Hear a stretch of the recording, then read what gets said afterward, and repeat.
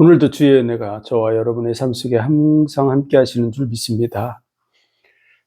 그 축복이 저와 여러분 속에 누려지기를 바랍니다. 오늘 말씀은 히브리서 12장 14절부터 17절의 말씀입니다. 봉독해드립니다. 모든 사람으로 더불어 화평함과 거룩함을 주치라. 이것이 없이는 아무도 주를 보지 못하리라.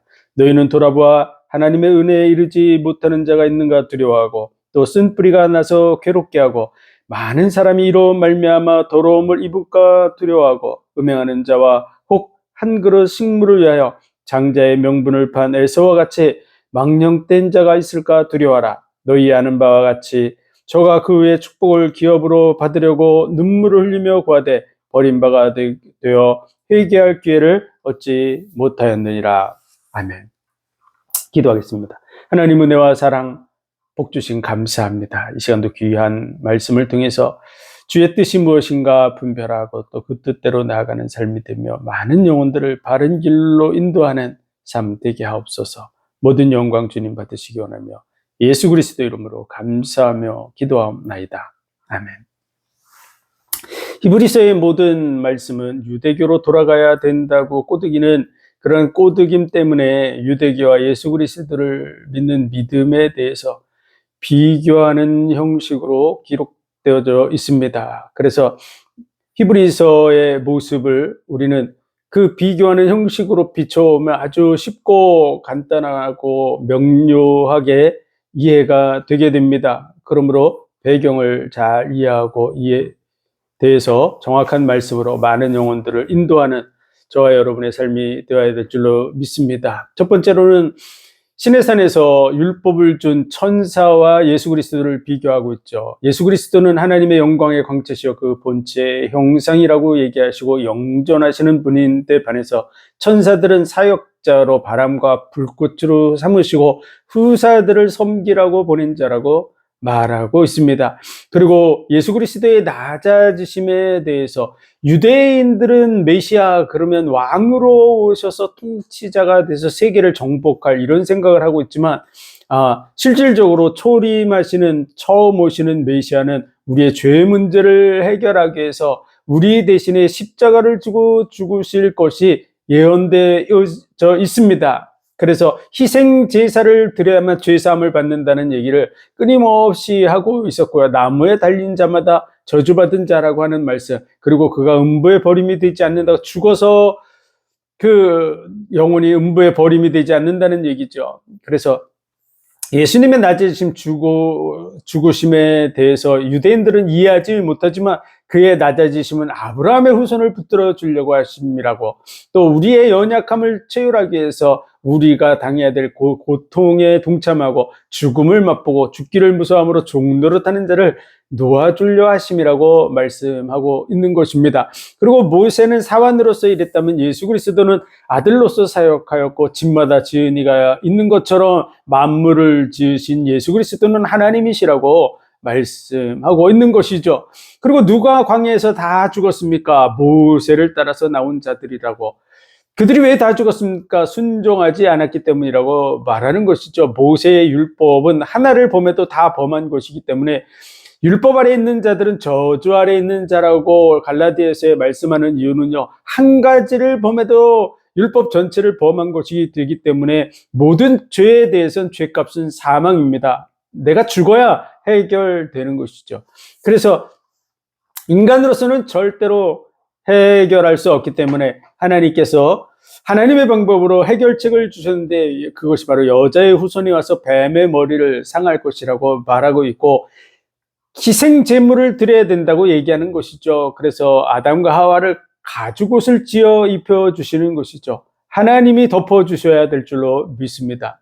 하나님이 용서해 주셔야 되는 것이지 우리가 스스로 가리는 것은 안 된다는 것이죠. 그래서 아담과 하와가 무화과나무 잎을 엮어서 가리는데 그것이 꼭 우리가 행하는 그런 모습과 같은 것입니다. 그래서 모세를 따라 나왔던 자들이 다 광야에서 엎드려져 죽었습니다. 누구만 들어갔냐? 여호수아만 들어갔죠. 여호수아는 장차 오실 메시아 예수 그리스도의 구약의 예표 중에 한 사람입니다. 그래서 구약의 예표 중에 또 한 사람은 호세아 선지자입니다. 그래서 여호수아나 호세아가 동일하게 구원자라는 이름을 가지고 있는데 바로 예수님이 자기 백성을 저희 죄에서 구원할 자라고 하는 것이죠. 그래서 믿음으로 요단을 건너고 여리고성을 건너게 돼서 가나안 땅, 약속의 땅을 얻게 되는 그러한 말씀과 같이 믿음으로 예수 그리스도를 믿음으로 영원한 나라의 약속의 땅에 들어가게 된다는 사실을 보여주는 그 예표가 여호수아였습니다. 그런데 여호수아가 참된 안식을 줄 수 있습니까? 줄 수 없습니다. 모세가 율법의 대변자라면 여호수아는 예수 그리스도의 모델입니다. 모델. 진정한 참된 안식과 구원은 하나님만이 줄 수 있는 것이죠. 그래서 하나님의 말씀이 육신이 되어서 이 땅에 오신 분, 그분이 바로 예수 그리스도인 줄 믿습니다. 그래서 예표가 아니라 본체 대신 예수님을 통해서만 참된 안식이 주어지는 줄 믿습니다. 그래서 예수 그리스도를 믿는 자들은 그 안식에 들어간다고 말하고 있는 것이죠. 그리고 이제 하나님의 말씀은 좌우의 날선 어떤 것보다 이래서 혼과 영과 관절과 골수를 찔러 쪼개기까지 하며 만물이 벌거벗은 것 같이 그 앞에 드러나게 되고 우리의 마음과 생각을 감찰하게 된다면 하나님 앞에, 하나님의 말씀 앞에 누가 서겠습니까? 다 죄인인 게 드러나겠죠. 우리 속속들이 있는 걸 그 마음과 생각까지 다 들춰내서 보여준다 그러면 우리는 부끄러워서 쓸 수 없을 것입니다. 그러므로 우리를 체휼하는 대제사장이 필요하다라고 말씀하고 있는 것이죠. 그래서 우리가 예수 그리스도를 힘입어서 담대히 그 앞에 나아갈 수 있게 된 줄로 믿습니다. 그래서 이 대제사장, 그 대제사장은 하나님의 부름을 입은 자라야 되는데 예수 그리스도께서 바로 하나님이 부른, 하나님이 세운 그런 하나님의 그 대제사장인 줄 믿습니다. 그런데 예수님은 아론의 반차, 레위 반차를 따르는 아론의 반차에 속한 자가 아닙니다. 그래서 유대인들이 생각할 때는 예수 그리스도에 대해서 왜 대제사장으로 오시려고 그러면 레위 지파로 와야 되고 아론의 그 반차를 따라야만 대제사장이 될 수 있는데 왜 예수는 유대교의 그 유대 지파에서 왔냐 뭐 이렇게 하는 것이죠. 그런데 예수님은 아론의 반차 레위의 지파로 온 것이 아니라 바로 멜기세덱의 반차를 따르는 대제사장이다. 그래서 아브라함보다 더 높은 자, 시작과 끝도 없는 자로 그 예표로 멜기세덱을 세운 것입니다. 멜기세덱이 하나님은 아닙니다. 멜기세덱이 하나님의 아들도 아닙니다. 여호수아가 예표였듯이 멜기세덱도 그 시작과 끝이 없는 자 예수 그리스도를 보여주는 예표의 구약의 대제사장이었던 것이죠. 그래서 우리가 멜기세덱에 대해서 히브리서의 말씀을 가지고 멜기세덱을 하나님의 아들이라고 얘기해도 절대 안 되고요. 하나님이라고 얘기해도 안 되고 시작과 끝이 없는 분이라고 얘기해도 안 됩니다. 그것은 구약의 예표이죠. 시작도 알 수 없고 끝도 알 수 없는 그러한 대제사장 한 사람이 세워졌는데 그가 바로 멜기세덱입니다. 그래서 하나님은 그 멜기세덱이라는 대제사장을 세워서 아브라함을 축복하게 하심으로써 장차 아브라함에 대해서 복을 주신 것과 같이 아브라함의 후손들이 예수 그리스도로 말미암아 복을 받게 될 것에 대해서 말씀해 주고 있는 것입니다. 그래서 이 멜기세덱에 관해서 여러 가지 할 말들이 많지만 지금 복음을 받은 사람들이 그 믿음에 확신이 없다 보니까 다시 예수 그리스도에 대해서 이 복음의 기초적인 것, 초보적인 것을 계속해서 반복할 수밖에 없는 이런 어린아이 수준에 있는 부분을 안타까워하면서 너희가 그 도의 초보를 다시 닦지 말고 완전한 데 나아가라고 말하는 것이 6장이죠. 그래서 너희를 인도하는 그러한 사람들, 너희에게 복음을 참고 견디면서 이 복음을 전하는 그들을 본받게 하려는 것이라고 말해주고 있고요. 4절에서 8절에 이르는 말씀은 다 과거형으로 되어져 있다는 부분을 꼭 기억하시기 바랍니다. 그래서 거기에 나오는, 그러니까 성령의 은혜 속에 참여한 바 되고 타락한 자들, 내세의 능력을 맛보고 이런 사람들 다 과거 맛보고 타락하고 참여하고 하는 것을 다 과거형으로 기록한 이유는요, 이미 떠나간 자들을 얘기하고 있기 때문에 그렇습니다. 그래서 그들의 그 열매 때문에 그들은 결국 불사름이 된다라고 하는 얘기를 하고 있는 것이고, 그들이 가졌던 믿음에 대해서 또 언급하고 있는 것이 10장의 말씀인데요. 그 말씀과 같이 예수 그리스도를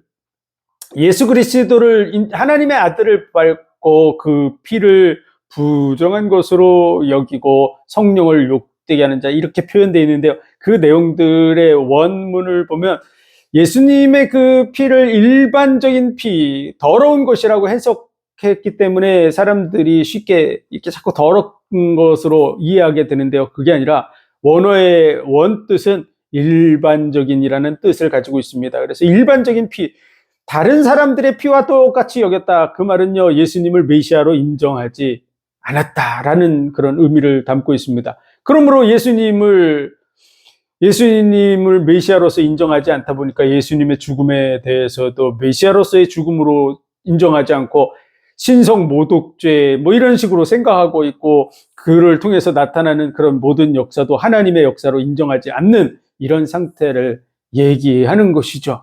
그런 믿음을 가지고 있으니까 결국은 그들은 떠나갈 수밖에 없었던 것입니다. 이러한 예수 그리스도를 떠나간 자들은 구원을 받을 수 없다는 얘기를 하고 있는 것이 6장 4절에서 8절의 얘기라는 부분을 꼭 기억하셔야 됩니다. 왜냐하면 이 말씀들, 6장의 말씀과 10장의 이 말씀을 가지고 영혼들을 미혹하는 그런 도구로 사용하기 때문에 그렇습니다. 많은 이단들이 이 말씀을 가지고 영혼들을 흔들고 다니고 있고, 또 이 복음을 정확하게 알지 못하는 그런 목회자들이 그런 메시지들을 가지고서 영혼들을 또 흔들어 놓는 그런 일을 하고 있고, 또 많은 영혼들이 이 말씀을 그냥 한국말로 해석된 것만을 가지고서 받아들이다 보니까, 예수 믿다가 타락한 자는 구원 못 받나 보다, 뭐 이런 생각을 갖게 된 것이죠. 그런데 그렇지 않습니다. 이 본문의 6장의 말씀, 10장의 말씀은 유대교로 이미 떠나간 자들, 예수 그리스도에 대한 확실한 믿음을 갖지 못하고 예수님의 그 피를 일반적인 피로 여기고 예수 그리스도를 떠나가서 유대교의 믿음 속으로 들어간 자들, 그들은 구원받지 못한다는 내용을 적어 놓은 것입니다. 그러므로 이 부분을 정확하고 확실하게 사람들에게 가르치고 그들로 하여금 예수 그리스도를 믿는 믿음 안에 서야 된다라는 부분을 강조하기 위한 말이었다라고 하는 부분을 알려줘서 그들로 하여금 다시금 서서 하나님을 바라보고 믿음으로 살아갈 수 있도록 도와야 됩니다. 많은 정말 열심히 예수 그리스도를 믿어보려고 했던 사람들이 이 말씀에 걸림이 되게 되는데요. 바울도 그와 같은 자리에 있었습니다. 로마서 7장에 보면은 내가 육신에 속하여 이렇게 얘기했는데요. 그것은 그가 정말 육신적으로 온전한, 정말 하나님의 뜻대로 완전히 살고 싶은 마음이 충만했던 것이죠. 그것은 우리가 진정한 그리스도인이라면 한 번은 겪게 되게 돼 있습니다. 예수 그리스도를 알고 믿고 그리고 그 믿음이 점점 자라가게 되면 그 은혜 속에서 어떤 마음을 갖냐면, 내가 정말 하나님을 기쁘게 하는 자가 되어야지, 하나님의 뜻대로 사는 자가 되어야 되겠다, 이런 마음을 누구나 갖게 됩니다.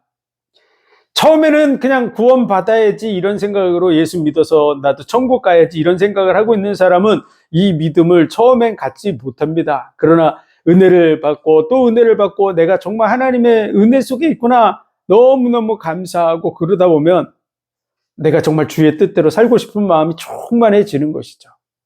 그래서 바울은 그 충만한 은혜 속에서 정말 하나님의 뜻대로 살고 싶은데 뭘 고치고 싶었냐면 육신적인 걸 고치고 싶었던 것이죠. 안 되어지는 부분을 해결하고 싶었던 것입니다. 그런데 율법이 오니까 자기가 죄인이라는 것이 발견되는 것이죠. 마음으로는 하나님의 법을 섬기기를 원하는데 육신으로는 죄의 법을 섬기는 그것이, 그 두 마음이 내 속에서 갈등하고 싸우고 그 연약함 속으로 끌고 가는 것을 보는 그런 상태에서 오라 곤고한 자로다, 이 사망의 몸에서 누가 나를 건져내랴, 이렇게 탄식하는 것이죠.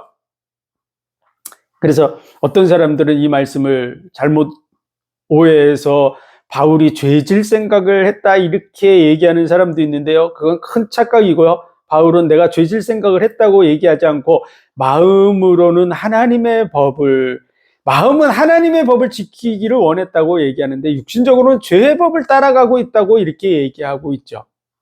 그래서 그의 중심이 정말 하나님의 뜻대로 살고 싶은 마음이 충만했음을 알 수 있습니다. 그리고 진정한 그리스도인들은 반드시 이 과정을 겪어서 정말 하나님의 뜻대로 살고 싶은 마음이 충만할 때를 경험하게 됩니다. 그러면서 그 충만한데 시간 속에서 안 되어지는 연약한 자기의 모습을 확실하게 보게 됩니다. 그래서 바울이 고백한 것처럼 오라 곤고한 자로다 라는 이 고백을 자기도 할 수밖에 없는 단계에 이르는 것이죠. 그것은 정말 믿음이 좋은 사람들이라는 사실을 알아야 됩니다. 그런데 그 사람들에 대해서 그 믿음이 좋은 정말 주님의 뜻대로 살고 싶은 사람들을 공격하는 도구 중에 하나가 바로 이 히브리서 6장의 말씀이고 10장의 말씀이고 베드로 후서 2장의 말씀, 이런 것들이 그 정말 믿음이 좋은 영혼들을 쓰러뜨리기 위한 사탄의 도구가 돼서 공격하게 되는 것이죠. 그런데 그것이 온전한 제대로 된 말씀으로 공격하는 것이 아니라 속임수를 쓰고 있는 것입니다.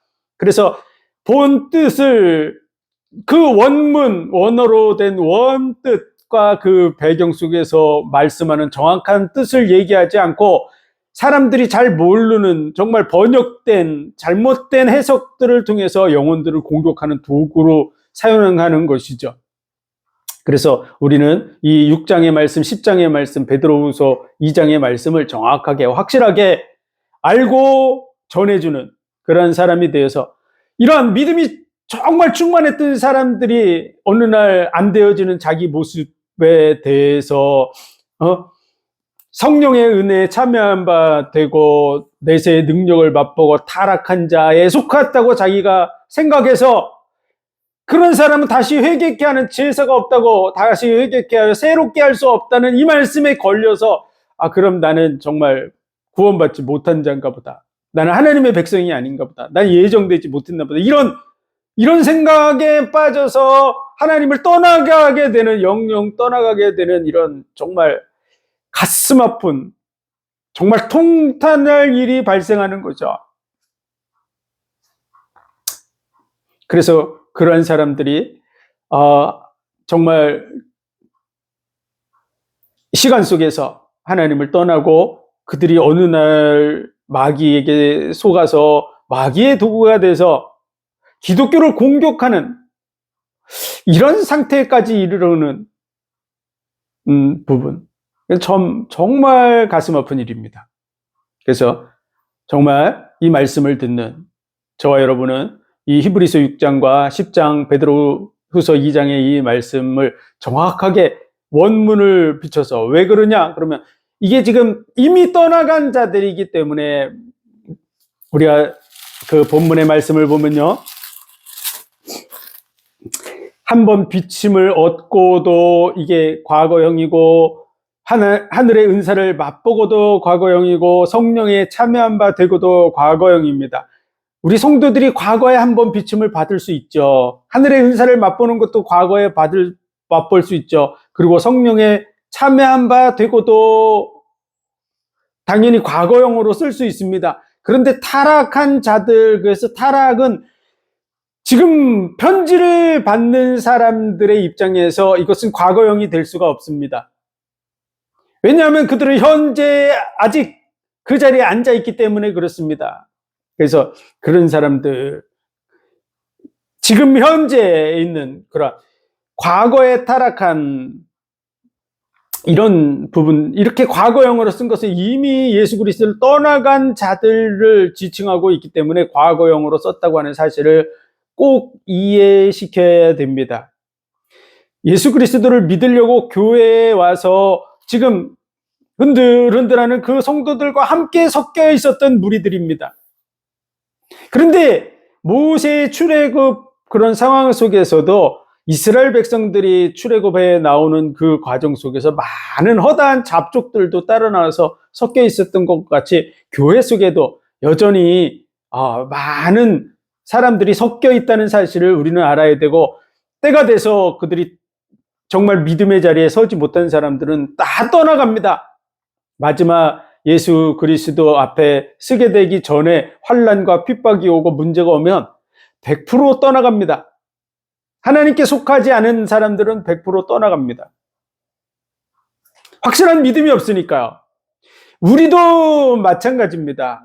우리도 여기 지금 말씀하는 것처럼 예수 그리스도의 그 피를 일반적인 피, 예수님의 죽음을 일반적인 죽음과 동일하게 생각하게 됐다. 예수님이 정말 착한 사람이긴 한데 메시아가 아니구나라고 생각을 내가 갖게 된다 그러면 우리도 100% 떠나게 됩니다. 환난이 오고 핍박이 오면 당연한 얘기죠. 그분이 진정한 구원자, 우리에게 천국을 약속한 것도 다 거짓말이라고 생각하며 뭐하러 우리가 죽음을 무릅쓰겠습니까? 그것은 누구나 다 떠나가게 돼 있는 거죠. 그래서 지금 예수 그리스도를 믿지 않고 떠나간 자들의 그 상태가 어떤 상태냐? 그러면 정말 예수 그리스도를 확실한 구세주 메시아로 안 믿었기 때문에, 예수님 메시아가 아니다, 구원자가 아니다 라고 믿었기 때문에 유대교적으로 다시 해야 된다고 생각한 거죠. 그들이 하나님을 믿는 믿음을 저버린 사람들이 아닙니다. 유대교가 지금까지 해왔던 그런 믿음을 가지고 있었던 사람들이었죠. 그런데 유대교의 그 언약대로 오신 분이 바로 예수 그리스도라고 하는 부분을 믿는 사람들, 그들은 그리스도인이고요. 그 사실을 온전하게 믿지 못하는, 교회 속에 들어와서 여러 가지로 살펴보고 확인해 보고서도 그 믿음이 없었던 사람들, 그들은 떠나가서 결국 유대교로 돌아가야 된다고 말하는, 그런 말을 한다는 것 자체가, 유대교로 돌아가야 된다 이렇게 말하는 것 자체가 그들 속에 예수님에 대한 확신적인 믿음이 하나도 없는 것이죠. 우리도 예수님에 대한 확신적인 믿음이 하나도 없다면 때가 되면 100% 떠나갑니다. 누가 떠나가라 그래서 떠나가는 게 아니라 환난이 닥쳐오면 누가 그것을 견디겠습니까? 이거 믿어도 아무 소용이 없다고 생각하는데, 누가 감옥에 가두겠다 그러면 너 이거 안 믿으면은 감옥에 안 가두는데, 네가 믿는다 그러면 가두겠다 그러면 안 믿는데 왜 감옥에 갇힙니까? 예를 들어서 네가 믿는다 그러면 내가 1,000,000원 주겠다 그러면 믿는다고 그러겠죠. 근데 안 믿는다 그러면, 너 믿는다 그러면 손가락을 자르겠다 그러면 누가 믿는다 그러겠습니까? 안 믿는데 100% 떠나가게 됩니다. 그래서 말할 필요가 없는 거죠. 예수님에 대한 확신적인 믿음이 하나도 없기 때문에 그들은 떠나간 것이 확실하고요. 그들이 멸망받는 것 또한 확실합니다. 왜냐하면 그들에게는 구원받을 믿음이 하나도 존재하지 않기 때문에 그렇습니다. 그래서 이러한 자들의 믿음에 서지 말고 너희는 구원에 가까운 것을 내가 확신한다고 이렇게 얘기하고 있는 것이고요. 그리고 약속들을 기업으로 받는 자를 본받게 하려는 것이다. 그리고 아브라함에게 맹세한 것이다. 이 구원, 예수 그리스도를 통한 구원은 그냥 된 게 아니라 아브라함에게 맹세했는데, 내가 너를 복 주고 복 준다고 맹세한, 이 반복해서 복을 준다고 얘기하는 구절과 맹세했다고 하는 구절이 있는 것이 창세기 22장에서만 하나님이 맹세하고 있습니다. 맹세라는 그런 말씀을 찾아보면, 창세기에 찾아오면 하나님이 맹세한 것은 지금 창세기 22장밖에 없어요. 그래서 창세기 22장의 그 말씀을 보면 내 후손으로 인해서 대적의 문을 얻게 되고, 그리고 그 후손으로 말미암아 천하 만민이 복을 받게 된다고 하는 것이 하나님이 아브라함에게 맹세한 복입니다. 그 후손이 누구냐? 바로 예수 그리스도라 그 말이죠.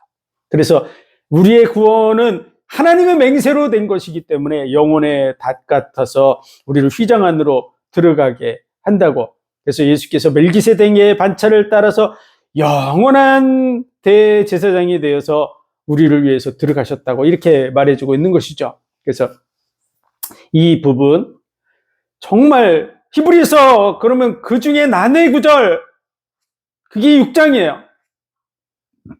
그것은 정말 하나님의 뜻대로 바르게 쓰고 싶은 사람들 중에 난의 구절이라고 얘기하는 것이고 이단들은 이거를 이상하게 사용하고 있는 것이죠. 그런데 원문을 잘 이해하고 나면 이것은 떠나간 자들에 대한 얘기고 그 믿는 교회 안에 믿음이 연약한 자들은 오래 참음으로 약속을 기업으로 받는 자들을 본받게 하려고 하는 것이다 라고 하는 얘기를 하는 것이죠.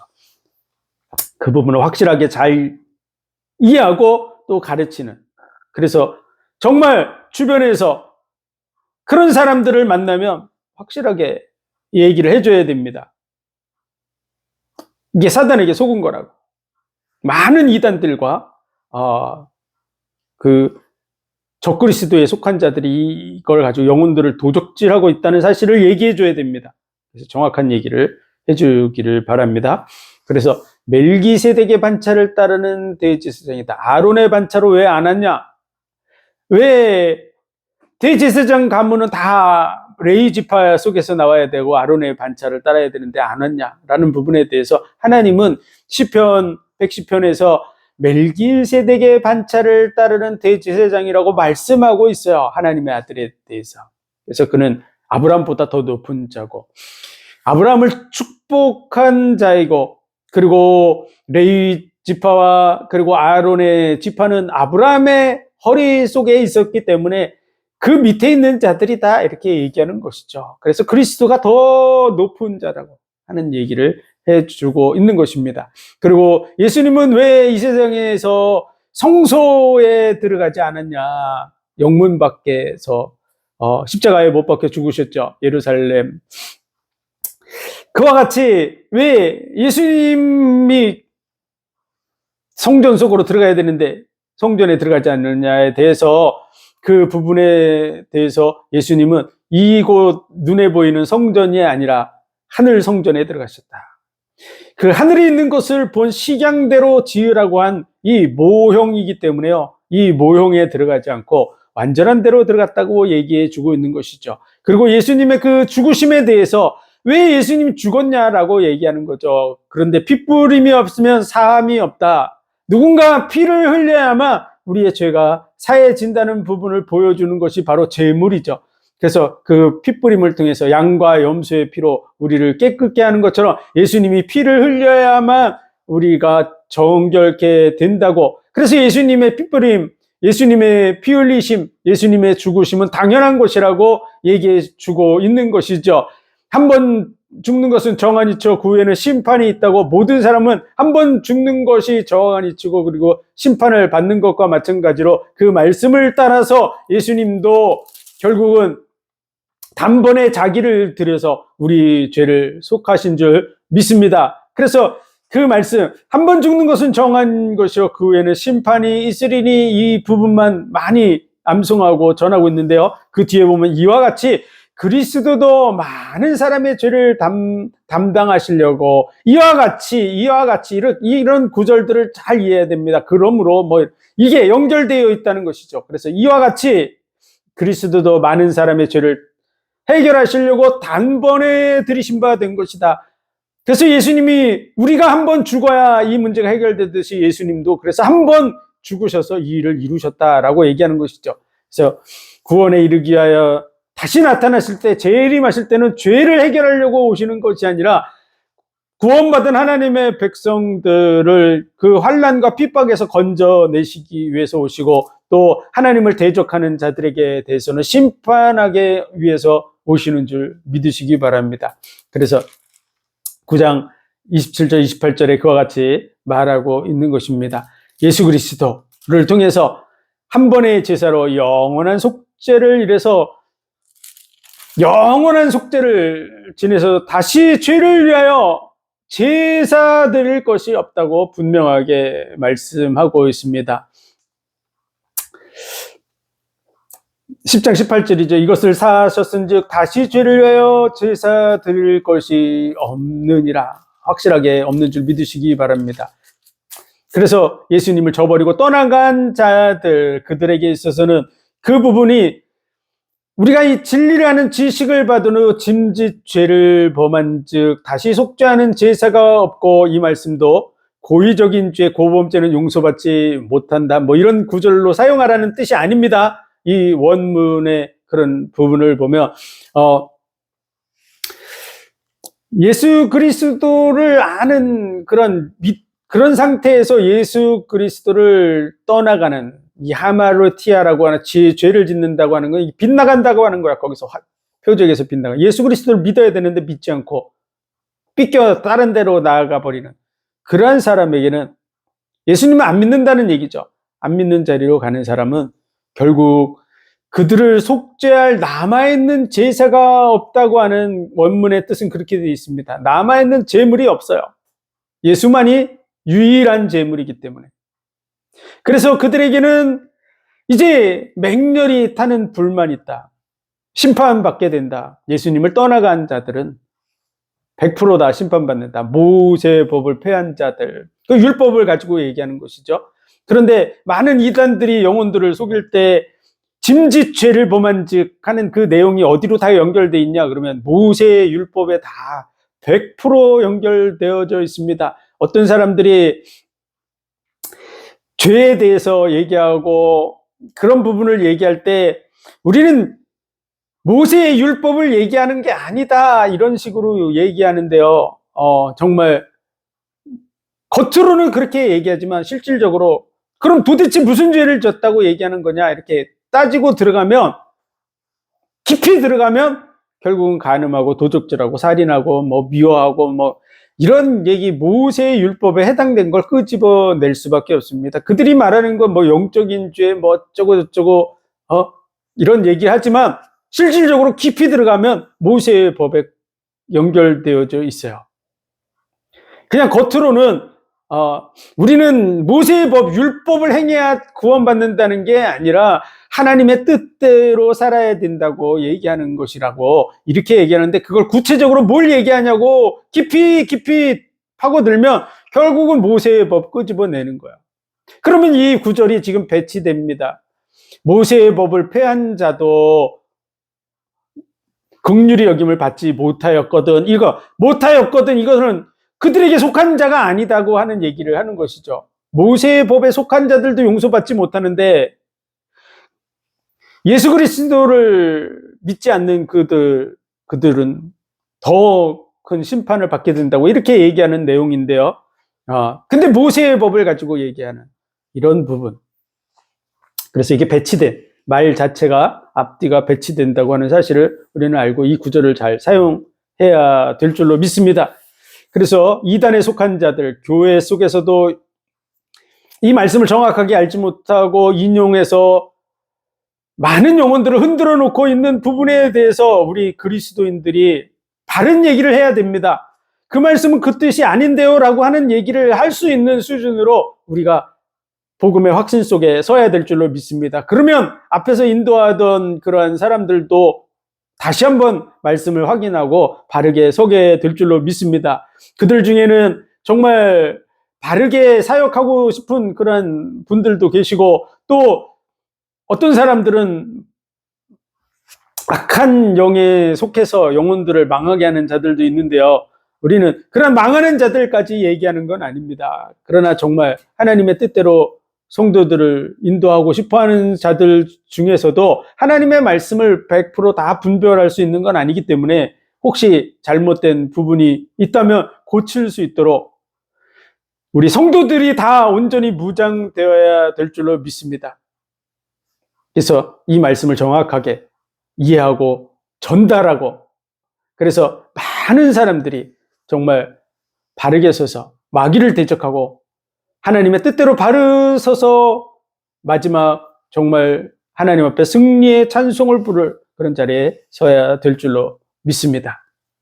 그래서 많은 믿음의 선진들, 그들은 다 어떤 믿음을 가졌냐? 예수 그리스도를 믿는 믿음을 가진 자라고 하는 사실을 알아야 됩니다. 히브리서 11장에 많은 증인들은 100% 다 예수 그리스도에 대한 믿음을 가지고 있는 자들이었어요. 그래서 하나님이 계시다는 것도 믿었고 하나님께 나아가는 방법은 예수 그리스도 메시아를 통해서만 구원이 이루어진다는 사실을 믿었던 자들이다 얘기하고 있는 것입니다. 그것을 대변해 주는 얘기가 히브리서 11장 1절이죠. 12장 2절. 우리에게 구름같이 둘러싼 허다한 증인들이 있으니 그 증인들이 어떤 증인이냐? 메시아에 대한 증인이다 그 말이에요.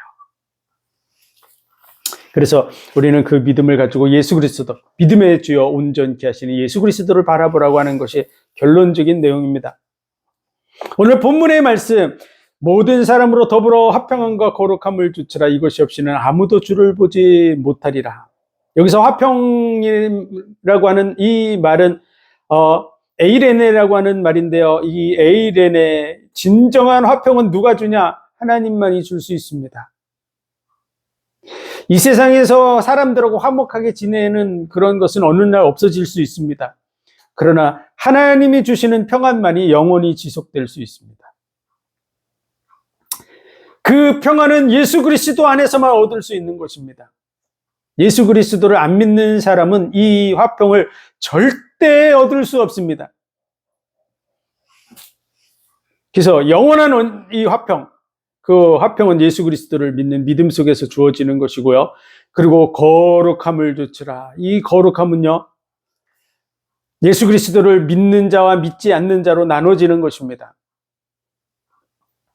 그래서 이 지금 12장, 11장, 12장을 통해서 이 예수 그리스도를 믿는 믿음 안에 있어야 된다고 하는 얘기를 해주고 있고요. 오늘 본문 14절에서 17절까지 읽었지만 그 뒤에 나오는 18절부터 29절의 내용, 또 13장의 내용이 다 예수 그리스도 안에 있다고 하는 얘기를 하고 있는 거예요.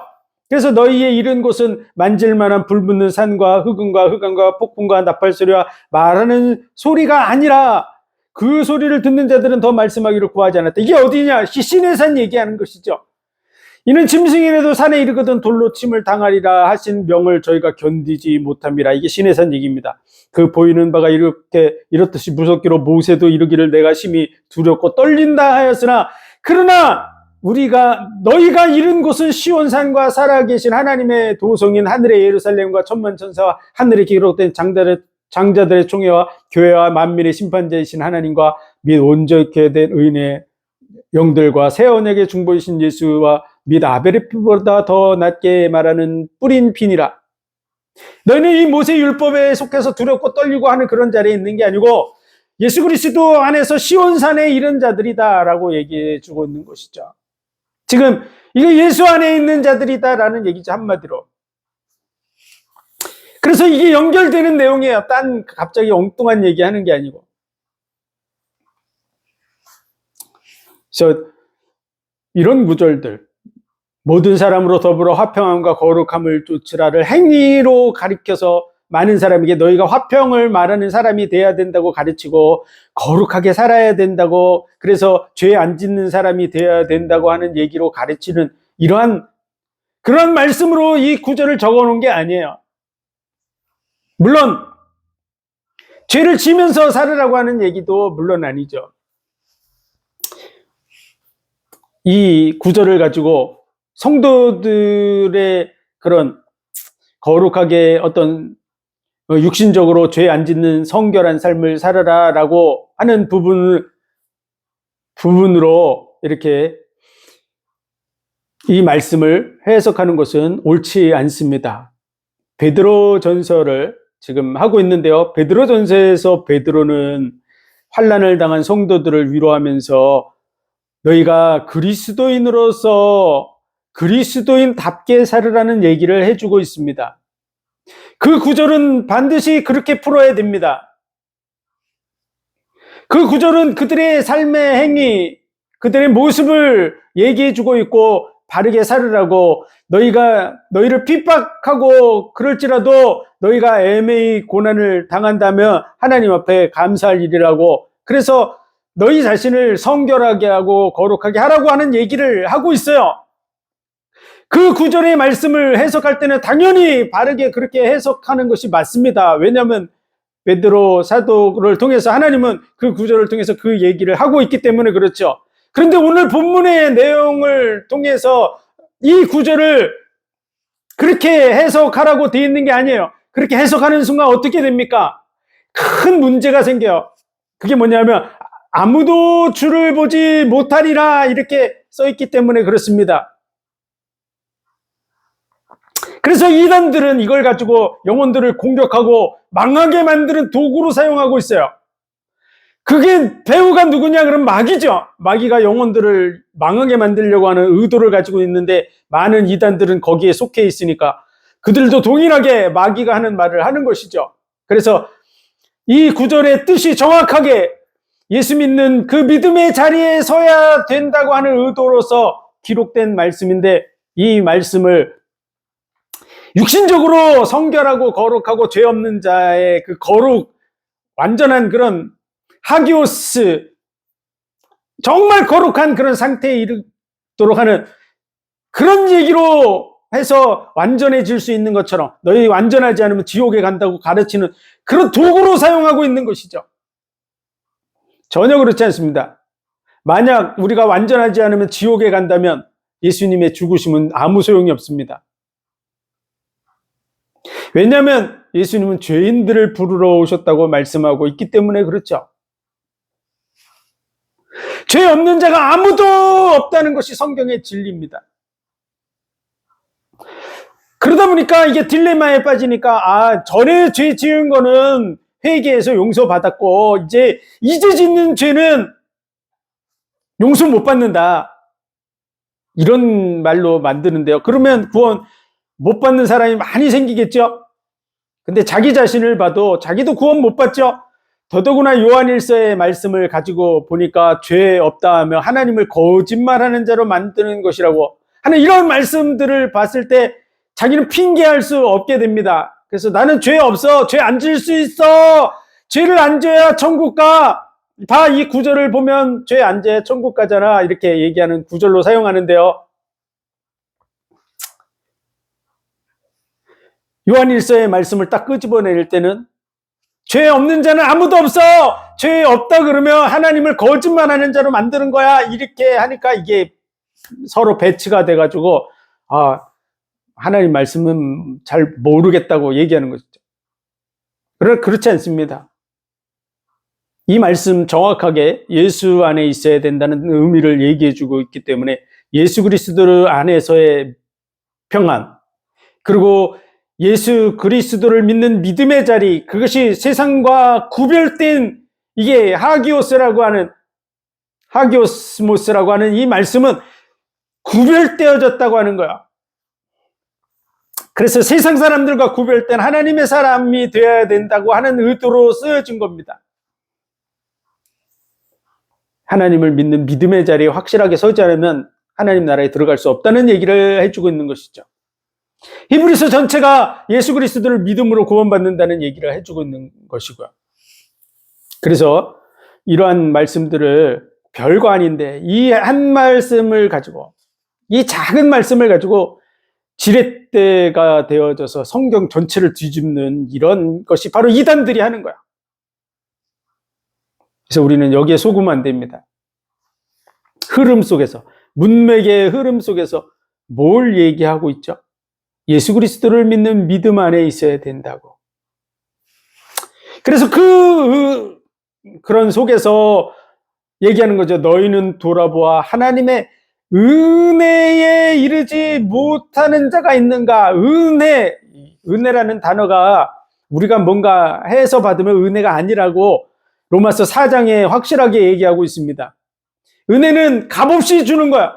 그래서 다윗의 말한 바, 그 죄의 사함을 받고 불법의 가리움을 받고 주께서 그 죄를 인정치 아니할 자는 복이 있다. 그가 죄가 있다는 얘기입니까? 죄가 없다는 얘기입니까? 그런 부분에서 이 죄와 불법이라는 단어가 사용됐는데요. 사실은 이 요한일서에도 죄라고 하는 단어와 불법이라는 단어를 이렇게 엄격하게 구별해서 썼습니다. 그런데 이 죄라고 하는 것은 하나님을 믿지 않는 죄, 하나님을 떠나간 것, 그 상태를 얘기하는 것이고요. 불법이라는 것도 궁극적으로는 모든 불의가 다 죄로 되라고 말하는 것처럼 다 하나님을 떠난 거지만 실질적으로 우리가 의롭지 않은 그 모든 상태가 다 죄에 해당되는 부분이기 때문에 하나님을 떠나간 믿지 않는 자, 그것이 구원받지 못하는 죄입니다. 그래서 그 불의라고 하는 부분과 이렇게 다르게 쓰여졌다는 부분을 알아야 됩니다. 다윗이 말한 바 그 죄의 사함을 받고 그 불법의 가려움을 받고 또 주께서 그 죄를 인정치 않는, 죄가 있는데 인정하지 않는 것이죠. 그리고 사해주고 가려주고, 죄가 없는 게 아니에요. 그 사람이 복이 있대. 죄 있는데 하나님이 용서해주고 가려주고 인정하지 않고 그러면 복 있는 사람이라고 말하는, 그게 은혜 입은 자야. 그래서 그 은혜에 이르지 못하는 자가 있는가 두려워하라는 거야. 그 은혜는 누구를 통해서 주어집니까? 예수 그리스도를 통해서만이 주어지는 줄 믿습니다. 그게 바로 우리예요. 모든 사람이 다 죄를 범하였기 때문에요, 하나님의 은혜가 없으면 절대 살 수 없는 것이죠. 근데 그 은혜에 이르지 못하게 하는 사람들이 있습니다. 네가 행위를 똑바로 안 하면 너 구원받지 못해 라고 말하는 순간에 은혜가 없어져 버리는 것이죠. 은혜가 아닙니다. 대가죠. 그래서 너희는 돌아보아 하나님의 은혜에 이르지 못하는 자가 있는가 두려워하라고. 근데 이 은혜에 이르지 못하게 하는 자들이 있다는 사실을 우리는 확실하게 알아야 됩니다. 그가 바로 이단이에요. 그가 바로 이 초대교회 이단들이에요. 그래서 히브리서는 그 이단들에 대해서 대적하고 있는 것이고, 갈라디아서도 똑같이 그 이단들을 대적하고 있는 것이고, 로마서도 그 이단들을 대적하고 있고요. 의롭지 않으면서 의로운 척하고 있는 많은 이단들, 영혼들을 공격하고 율법적 행위로 구원을 받을 수 있다고 가르치는 그러한 자들에게 대해서 분명하게 말씀하고 있다는 사실을 알아야 됩니다. 그래서 너희는 돌아보아 하나님의 은혜에 이르지 못하는 자가 있는가 두려워하고, 예수 그리스도 안에 못 들어온 거죠. 또 쓴뿌리가 나서 괴롭게 하고 많은 사람이 이로 말미암아 더러움을 입을까 두려워하라고. 이것이 여기 입을까 두려워하고, 이거는 현재형처럼 해석되어 있지만요, 사실은 이 원어의 내용을 보면 과거 가정법입니다. 해석을 우리말로 한다 그러면 입었을까 두려워하라고 하는 얘기가 되는 거죠. 과거형, 입었을까. 왜 그렇게 과거형으로 썼을까요? 그런 상태에 이렇게 빠져 있었을까? 이게 내가 이 상태에 빠졌었던 거 아니야? 이렇게 그런 부분에 대해서 경각심을 가지라고 하는 내용을 적어 놓은 것입니다. 그래서 그러면서 예를 들어주는 것이죠. 그 예가 여기 바로 음행하는 자와 혹 한 그릇 식물을 위하여 장자의 명분을 파내서 같이 망령된 자가 있을까 두려워하라. 너희 아는 바와 같이 저가 그 후에 축복을 기업으로 받으려고 눈물을 흘리며 구하되 버린 바가 되어 회개할 기회를 얻지 못하였느니라. 했더니 이거 가지고서 음행하는 자는 구원 못 받는다고 하는 구절로 사용하고, 한 그릇 식물을 위하여 장자의 명분, 우리는 뭐 장자의 명분 팔 일은 거의 없지만요, 주고 팔고 뭐 그러는 사람이 있을 수도 있지만 그러면 구원 못 받는다고, 그런 내용이 아닙니다. 에서가 별로 중요하지 않은 그런 부분으로 여기서 이렇게 했던 부분이 나중에 그가 장자로서의 그 복을 받지 못했던 것 같이, 지금 예수 그리스도를 믿는 이 믿음에 대해서 중요하게 생각하지 않고 이걸 지금 저버리게 된다면 너희도 그와 같이 된다 하는 얘기를 해주고 있는 것이죠. 그래서 정말 이러한 일들 때문에 예수 그리스도를 믿는 믿음을 저버리는 그런 자리에 서서는 안 된다 라는 의도에서 예를 든 겁니다. 예를 든 거야. 에서가 음행을 했다. 뭔 근거로 해서 얘기하는지 그 근거를 찾을 수 없습니다.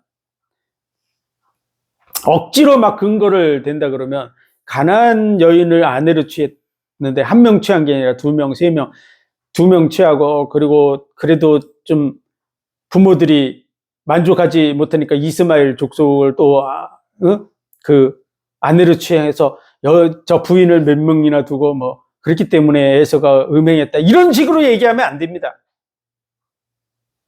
그렇다 그러면 아브라함도 음행한 자가 되고 다윗도 음행한 자가 되고 성경에 나오는 이 유대인들은 일부 다쳐지는데 다 음행한 자가 되죠. 말도 안 되는 얘기입니다. 그게 아니라 예를 들어 주고 있는 것이죠.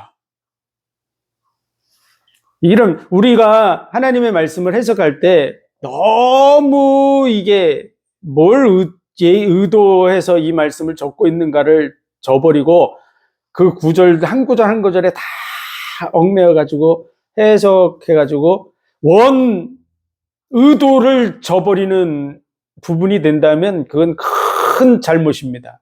그 중에 하나가 열처녀 비유. 열처녀 비유에 대해서 예수님께서 마태복음 24장에서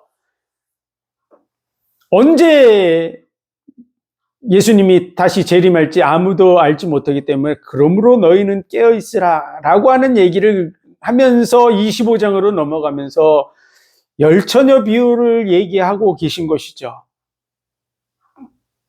깨어있으라는 얘기가 그 주된 목적입니다. 그런데 그 주어가 뭐냐? 주된 주어가 깨어있으라 그날을 알지 못함으로 언제 오실지 모르니까 항상 깨어있으라는 얘기가 주 안점이에요. 그래서 그걸 설명하기 위해서 열처녀가 혼인잔치 준비를 했는데 그 중에 5은 미련하고 5은 지혜로워서 지혜로운 5 처녀는 기름과 등불을 준비했고 미련한 5 처녀는 등을 준비하되 기름을 준비하지 않았다고 이렇게 얘기하는 거에 대해서 해석을 하는 것이죠. 그래서 미련한 5 처녀는 못 들어가고 지혜로운 처녀는 기름을 준비했기 때문에 들어갔다. 그러므로 우리는 기름을 준비해야 된다 이런 얘기하는데요. 그 얘기가 아닙니다. 깨어있으라는 그 끄트머리의 말씀이 주된 얘기지 기름 준비하라는 얘기가 아니에요. 그랬더니 기름을 준비해야 되는데 이 기름은 성령의 기름이다. 이게 다 거짓말입니다. 실제로. 왜냐하면 그 기름이 진짜 성령의 기름이었다면 미련한 처녀들이 졸며 자다가 깨어보니까 신랑이 온다 그랬는데 그 등불이 꺼져가는 상황에서 그 기름을 달라 그랬더니 우리가 둘 다 부족할까 하니까 가서 파는 자에게 가서 사라 그래서 이 여자들 5명이 파는 자에게 갔습니다. 그 파는 자는 기름 파는 자예요. 그 기름이 성령이라 그러면 성 밖에 지금 성령의 기름을 파는 자가 있습니다. 말이 안 되는 얘기죠. 그리고 그 5 처녀가 갔다 왔어요. 근데 문이 닫혀버린 거야. 시간이 늦어서. 만약 그러면 그들이 가서 기름 파는 자에게 가서 기름을 사가지고 이제 왔다면 그들도 기름이 있는데 문이 닫혔기 때문에 구원받지 못한다. 성령 받아도 구원받지 못한다는 얘기가 나오는 것이죠. 그래서 말도 안 되는 얘기입니다. 이게 지금 예수님이 말씀하시려고 하는 그 의도를 이해하지 못하고 그 본문을 자기 멋대로 해석하다 보니까 나오는 오류입니다. 오류. 그래서 어떤 말씀을 읽을 때 그 말씀의 전체 흐름 속에서 뭘 얘기하려고 지금 이 말씀이 적혀져 있는가? 그 부분을 보지 못하면 본문의 의도, 실제로 말씀하시려고 하는 의도는 저버리고 자기가 하고 싶은 말을 가지고서 많은 영혼들을 혼돈 속으로 집어넣고 있는 것이죠.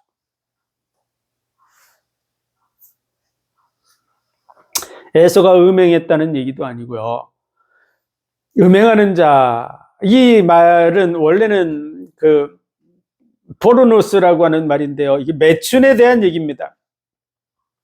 그리고요, 여기 쓴뿌리가 나서 괴롭게 하고 많은 사람이 이로 말미암아 더러움을 입을까 두려워하라고 하는 이 말씀, 구약의 이 말씀과 연결된 그러한 말씀이 있는데, 그 말씀의 내용을 보면은 그 내용은요, 우상 숭배하는 곳으로 빠져드는 그런 상태를 얘기하는 것이죠. 너희가 하나님을 떠나서 우상을 섬기는 그러한 죄악 가운데 거하게 되면 망하게 된다 하는 그런 구절과 연결되어 있는, 그래서 그런 말씀을, 그와 비슷한 말씀을 인용해서 기록된 말씀이 그 앞에 절이에요. 이 포르노스라고 하는 매춘에 대한 얘기가 어디서 실제로 이루어지고 있었냐 그러면, 그 당시에 이 이방 우상의 신전에서 매춘이 공공연하게 이루어지고 있었던 것이죠. 하나님을 믿지 않는, 그 믿음을 저버린 그 사람 중에 한 사람이 누구냐? 에서라, 그 말이야, 에서. 하나님으로부터 오는 그 복과 은혜에 대해서 그것을 가볍게 여긴 것이죠. 마찬가지로 예수 그리스도를 믿는 그 믿음을 가볍게 여기고 저버리게 된다면 구원받지 못한다는 얘기를 해주고 있는 것입니다. 그래서 우리는 하나님의 말씀을 이해할 때 전체 흐름 속에서 이게 뭘 얘기하려고 하는 것인가를 알고 얘기해야 됩니다. 많은 사람들이 하나님의 말씀을 읽고 가르칠 때 하나님이 말씀하시려고 하는 것이 무언가를 알고 그 방향으로 가야 되는데, 하나님이 말씀하시려는 걸 말씀하는 자의 자리에 쓰려고 정말 몸부림치고 노력해야 되는데, 자기가 말하려고 하는 자기의 이론과 사상에 맞춰서 어떤 얘기를 하려고 하는 곳으로 가는 것이죠. 그래서 성경이 전체 말하고 있는 흐름을 바꿔버리는, 그러다 보니까 오늘 은혜라고 하는 단어도 이게 은혜에 이르지 못하는 자, 그 은혜가 아닌 것이 돼버리는 것이죠. 우리가 여기 에서에 대해서 음행하는 부분이라든지, 한 그릇 식물을 위하여 장자의 명분을 판 것이라든지, 이런 부분들을 통해서 이런 거 하면 안 된다는 얘기로 해서 행위로 가르치는 순간에 은혜는 날아가 버리는 거야. 우리가 어떤 행위가 똑바라야만 구원받는다는 순간에 은혜는 날아가 버리는 거죠. 은혜가 아닙니다. 대가가 돼버리는 것이죠. 그래서 너희가 그 은혜로 인하여 믿음으로 말미암아 구원을 받았으니 이것이 너희에게서 난 것이 아니요 하나님의 선물이라 그랬는데, 그런 구절들은 다 저 쓰레기통에 들어가 버리는 거야, 순간적으로. 그리고 하나님이 우리를 사랑하셔서 구원하셨다고, 하나님이 세상을 이처럼 사랑하사, 이게 아가페 사랑인데 그거를 조건적 사랑으로 만들어 버리는 거야. 하나님의 이 신약 성경에 나오는 하나님의 아가페 사랑으로 기록된 모든 것을 조건적 사랑으로 변질시켜 버리는 그런 크나큰, 정말 성경을 다 뒤집어 버리는 그런 죄를 범하고 있다는 것을 모르고 있는 것이죠. 자기의 그 작은 의견을 가지고 그거를 영혼들에게 주입시키기 위해서 하나님의 말씀을 다 뒤집어 버리고 은혜를 쓰레기통에 던져버리고 하나님의 사랑을 조건적 사랑으로 변질시켜 버리는 이러한 죄를 범하는 것이 바로 이단들이 하는 일이고, 또 정말 자기의 의를 이루기 위해서 하나님의 의를 대적하는, 자기의 의견으로 하나님의 말씀을 변질시키는 그런 사람들이 하는 일이라고 할 수 있습니다. 그러므로 우리는 하나님의 말씀을 전할 때 과연 하나님이 말씀하시려고 하는 것이 무엇인가 라는 부분에 대해서 우리는 기도해야 될 줄로 믿습니다. 하나님이 말씀하시려는 게 뭡니까? 라는 기도를 한다면 분명히 하나님이 말씀하시려고 하는 것이 확실하게 다 드러나게 됩니다. 이 기도를 안 했기 때문에 분별이 안 되는 것이죠. 하나님이 말씀하시려는 건 확실하고 뻔한 얘기입니다. 그 확실하고 뻔한 것은 바로 하나님의 아가페 사랑이죠. 아가페 사랑을 하나님이 얘기하려고 하는 것이고, 그것이 바로 우리에게 은혜로 주어졌다고 하는 것이기 때문에 우리가 감사하게 되고 하나님을 찬양하는 것이죠. 내가 이래서 뭔가 얻었다 그러면 하나님을 찬양할 게 뭐가 있습니까? 내가 고생해서 했는데.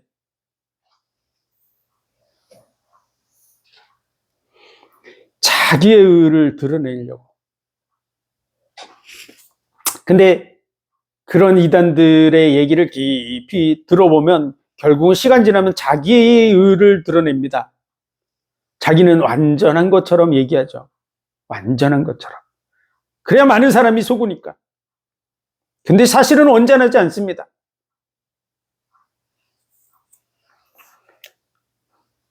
우리는 그런 위선자들의 말에 속아서는 안 될 것입니다. 모든 사람이 죄를 범하였음에 하나님의 영광에 이르지 못하더니 의인은 없나니 하나도 없어 다 치우쳐 죄인이라고.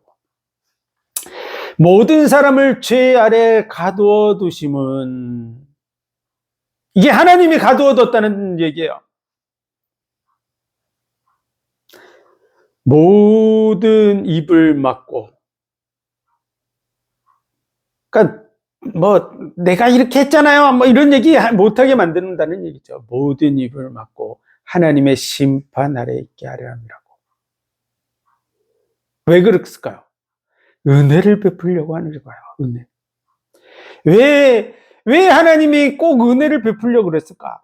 왜 하나님이 굳이 이 땅에 와서 십자가를 지고 죽으시면서까지 이 일을 이루셔야만 했을까? 왜 그랬을까? 그걸 하나님 앞에 우리 질문해야 됩니다. 왜 우리가 하면 안 되죠? 우리가 하면 되잖아요. 우리가 열심히 하는 거, 우리가 좀 열심히 해야 된다고 하면 사람들이 더 열심히 낼 텐데, 왜 하나님이 다 죄 아래 가둬 두시고 심판 아래 있게 하고 하나님의 은혜 아래 있게 하려고 하시죠? 그런 질문을 우리는 확실하게 하나님 앞에 했어야 됩니다. 그래야 왜 그렇게 하셨는지 그 뜻을 알죠. 하나님이 뭘 말씀하실지. 그것은요, 하나님의 사랑이라고 하는 것이 우리에게서 난 것이 아니라는 걸 얘기해 주는 거야. 우리의 어떤 조건 때문에 하나님의 사랑이 생겨난 게 아니에요.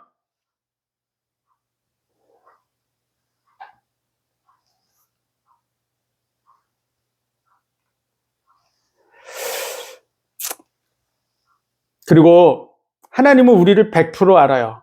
100% 알아요. 우리는 하나님을 속일 수 있을 거라고 생각하지만 100%다 알아요. 머리카락이 몇 개인지도 세신받았다 그랬는데 우리는 우리 머리카락이 몇 개인지 몰라요. 하나님 다 아세요. 근데 문제가 뭐냐면 우리가 하나님을 몰라요. 그런 상태에서 우리의 조건을 거는 순간에 우리는 하나님을 모르면서 나의 어떤 잘난 것 때문에 구원받는 줄로 크게 착각하는 거죠. 하나님의 아가페의 사랑을 받아들이지 않습니다. 은혜라는 단어도 확실하게 안 받아들여요. 말로만 은혜. 그리고 하나님 사랑, 아가페 사랑 얘기하지 아가페가 아니에요. 깊이 들어가면 다 자기에 의해 다 자기 자랑거리 가지고서 사람들 앞에 쓰고 하나님 앞에 쓰려고 그러는 것이죠. 우리가 얼만큼 부족한 존재인데 하나님이 나를 택하셨는가?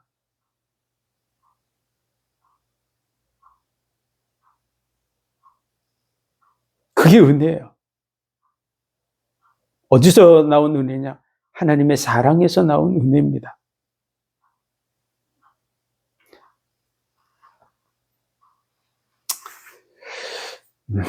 우리는 정말 하나님이 하려고 하는 게 뭔가를 알아야 됩니다. 하나님의 영원 속에서 정말 하나님을 100% 인정하고 받아들일 수 있는 그러한 사람이 필요한 거죠. 자기 이론에 빠지고 자기 의에 빠져 있는 사람들은 시간 지나면요, 하나님 앞에 가서도 그렇게 얘기하는 거죠. 제가 이렇게 해서 된 거잖아요. 근데 그 사람들 사실 구원받지 못합니다. 그런 믿음을 가지고 있는 사람들은 하나님을 100% 인정하지 않아요. 그 사랑을 100% 받아들이지도 않고.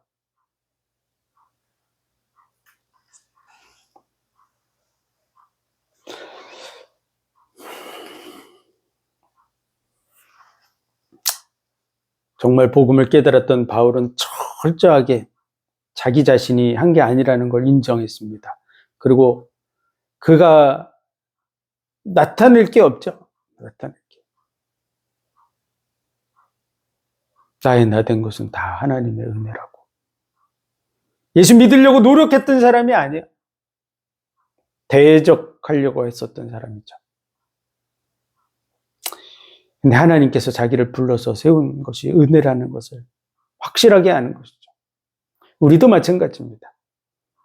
우리가 뭔가 잘나가지고 믿은 것처럼 생각하지만 큰 착각입니다.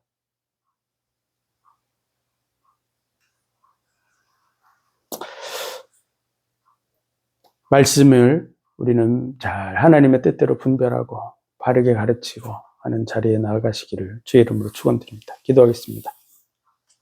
하나님 은혜와 사랑과 복 주신 감사합니다. 하나님의 말씀의 의도가 무엇인지,